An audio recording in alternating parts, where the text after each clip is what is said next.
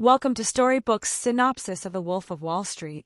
In 1987, 25-year-old Jordan Belfort steps onto Wall Street like a lamb to slaughter, starting as a rookie stockbroker at L.F. Rothschild under the tutelage of Mark Hanna, a fast-talking, chest-thumping alpha who teaches him that success isn't about the client, the company, or even the market.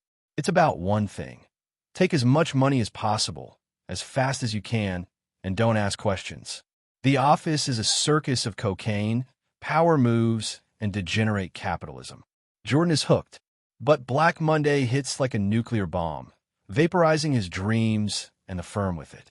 With Wall Street crumbling, Jordan dives into the underworld of finance, a sleazy boiler room in Long Island called Investors Center, where desperate brokers hustle worthless penny stock to suckers on the other end of cold call. The commissions are obscene, and Jordan, with his silver tongue and dead-eyed hunger, racks up a small fortune. He's not just playing the game now, he's writing the rules. Jordan joins forces with Donnie Azoff, a brash neighbor with a drug habit and zero financial experience. Together, they recruit a crew of hustlers, local drug pusher Brad, childhood pals Robbie, Alden, Nicky, Chester, and Toby, none of them Ivy League, all of them hungry. They launch their own racket out of an abandoned garage, built on a pump-and-dump scam so polished it seems legit. The formula is simple. Lie, hype, sell high, and vanish, leaving clients holding worthless stock and shattered dreams. To cloak the criminal stench, Jordan slaps a new name on the beast, Stratton Oakmont, a name that oozes fake prestige. He builds an army of wolfish brokers, weaponizing sales scripts like propaganda, turning green recruits into cold-blooded closers. Forbes calls him the Wolf of Wall Street, a dark Robin Hood who doesn't steal from the rich for the poor, but for his own kingdom of degenerates. The media frenzy turns him into a twisted icon. His empire explodes. Money floods in. So do drugs, strippers, private jets, and oceans of champagne. At Stratton Oakmont, sex and narcotics are part of the job description. Jordan cheats on his wife Teresa with the magnetic Naomi, a lingerie designer with a taste for excess. When Teresa finds out, he trades her in for Naomi like a new Lamborghini. They marry in 1991.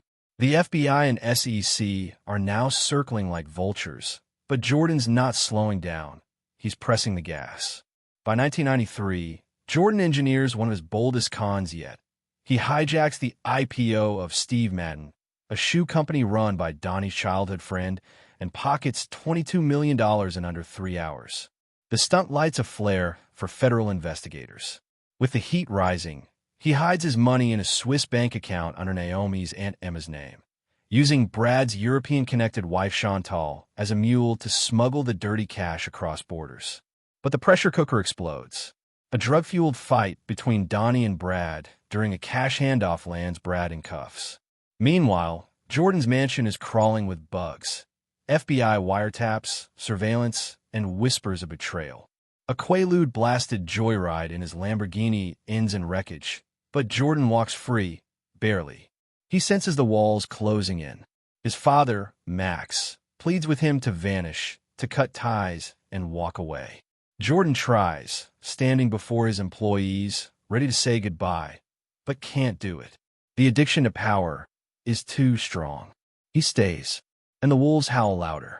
In 1996, Jordan is on a luxury yacht off the coast of Italy when tragedy strikes. Aunt Emma dies.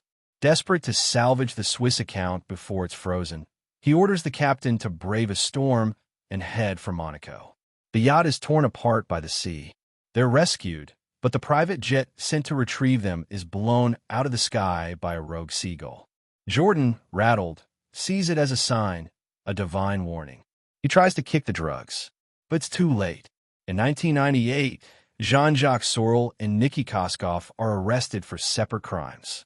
Sorel turns informant, flipping on Jordan. Facing mountains of evidence and the fall of his empire, Jordan takes a deal. Rat on everyone for a lighter sentence. His world implodes. Naomi files for divorce. In a final spiral of rage and cocaine, Jordan assaults her and crashes his car with their daughter inside. Miraculously, she survives. Jordan sees the edge, and he's hanging off it by a fingernail. In a last-ditch attempt to save Donnie, Jordan wears a wire but slips him a note warning him to stay quiet. Donnie sells him out. The FBI storms Stratton Oakmont, dragging the empire into the light and crushing it. Jordan is sentenced to 36 months in minimum security. He serves 22, walking free in 2000, a fallen king in exile. Now, stripped of his throne, he peddles sales tactics to desperate crowds across the globe. In New Zealand, he holds up a pen and asks the room full of hopefuls to sell it to him. One by one, they fail. He just smiles. Thank you for watching Storybooks Movie Synopsis. Don't forget to like and subscribe for more movies.